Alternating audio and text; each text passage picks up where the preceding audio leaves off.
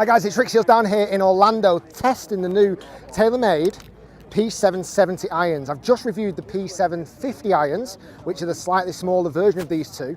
And now I'm going to move on to the 770. And for me, I think this is going to be a welcome little bit of extra club head to help me hit better shots compared to the 750s. If you want to see the review of that, it's already on my channel, you can watch it there.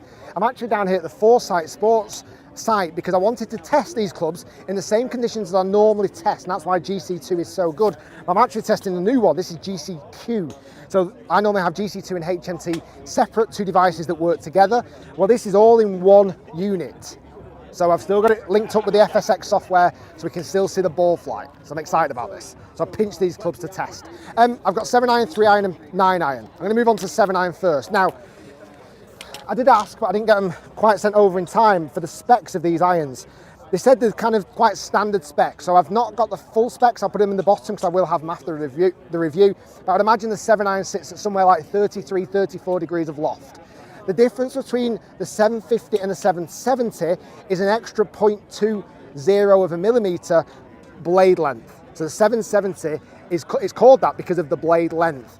The other big difference in that, it's got a lot more tungsten in the bottom of the club head. Actually 70 grams compared to 5 grams that you get in the 750. So way more help at the bottom of this golf club. You can actually see the little bit more of a grade off bottom of this club where the extra tungsten is. And what the guy said, it was actually more aimed towards the toe and the heel. So you're giving a bit more off-centered hits, supposed to add a little bit more punch. We've not got face slots, we've not got speed slots in these irons. These are so, like, what's the right word? Almost stripped back completely. These have been designed by the best players in the world, the tour pros. They wanted an iron that did what they wanted to do and looked how they wanted to do it, and that's what TAYLORMADE have done. This is a forged iron, then you've got the tungsten. It looks quite smart along the back. Looks very much like, almost like the ping irons that have just come out as well, the I200s. They're all going for these lines at the back, which is very interesting. I'm hitting Pro V1s. I mentioned the top line earlier on with the 750s, and we get the same look with this. It's a thicker top line, but it's still very boxy. It's not hardly an offset, but very boxy. The edges are very sharp, actually.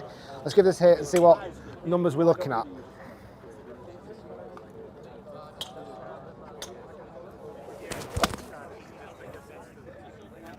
That felt lovely. It's a nice ball flight. And that's, whether that was just a far superior hit, or whether that bit of tungsten, a bit of more weight, a bit more club, has delivered way more distance. 174, I could not get the 750s even close to that. You've got to remember these clubs aren't designed for distance. That's not what they're aiming for. I absolutely flushed that one. That felt lovely off the head. I'm a huge fan of the softness of the metal. The forging of the metal is lovely.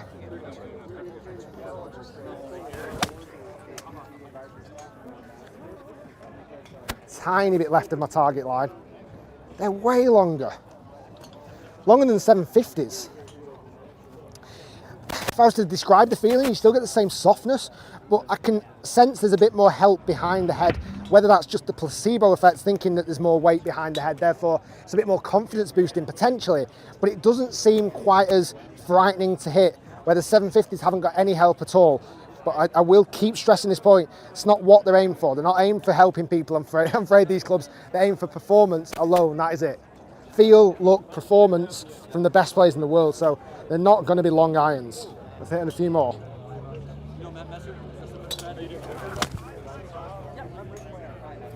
I really love that flight. Now this is what I wanted. I can't get over how much longer they are. I hope the lofts aren't wrong, and if they are, I'll make sure that that's mentioned below in the little run through of the lofts. Now that's an iron I could use.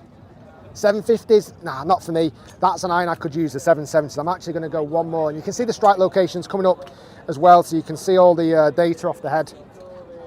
Let's go one more.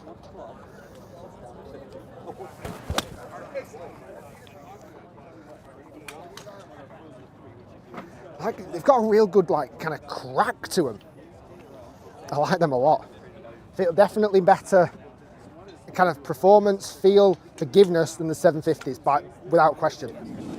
Now let's see if that continues as I go back in the set. And this, again, you can tell when the players' irons, when they're actually even offering a 3 iron, because normally you don't get 3 irons anymore.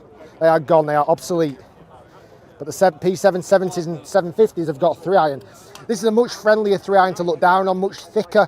You can see the comparison between the 750 and the 770 as I'll throw a close-up in there so you can see the top line differences. A definite chunkier iron. Almost I wouldn't even put this in a player's category, this iron. This looks like it's definitely sitting more towards like an RSI 2 type of looking iron. Don't be scared about maybe trying this if you're interested in like an RSI 2 iron, so that sort of range. Let's go with a 3-iron.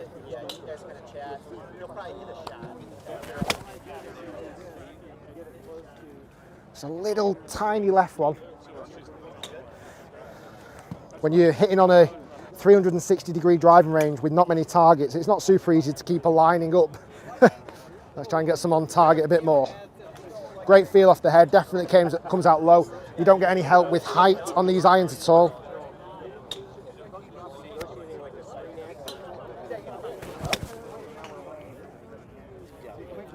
That was a bit of a toey, not a great hit.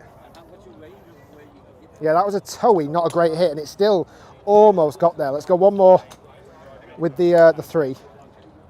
Chunkier, definitely chunkier. I'm seeing a lot of players actually thinking about this. If the lofts do match up, going from 770 in the long irons, then moving into 750s in the shorter irons. See a lot of players going to do that because this 3-iron is definitely more forgiving than you would get in the 750. Let's go one more. Oh.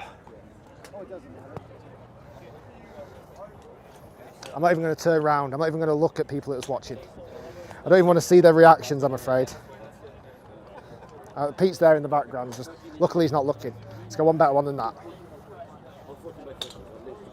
That was a horrible, chunky, bad strike.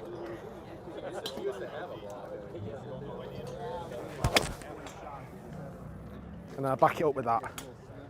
Bullet. Now I can turn my face again and not get any evils. I'm going to move to 9-iron next. So the 779 iron, P779.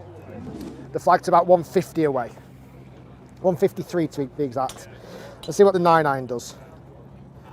I really do, and I mentioned in the 750 review, I so wanted these to be better looking from the top because I saw loads of images from behind. I was like, oh yeah, they look good.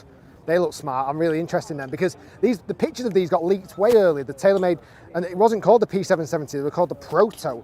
They got leaked way early. Not like, I don't know, not like an iron launch anymore. They got almost, obviously the best players in the world wanted to use them already. So it's hard to keep it a secret.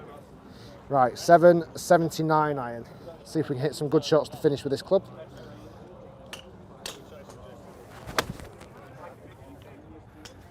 Clean but straight down target.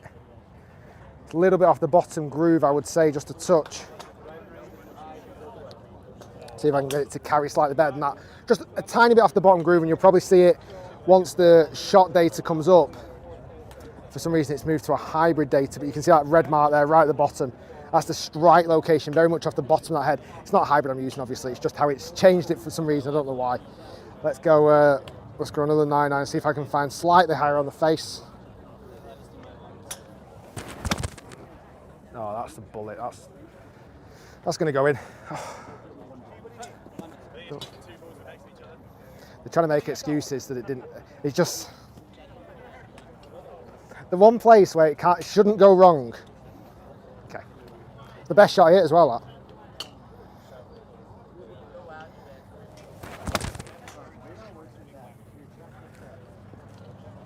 should be okay. I'm going to finish one more with the 9, and then give it a bit of a summary of these irons. I feel a little bit, I don't know, somewhat deflated over them. I feel like they could have been something, for my visual eyes, something really, really, really good. They're definitely going to suit some players' eyes. Let's go one more with the 9.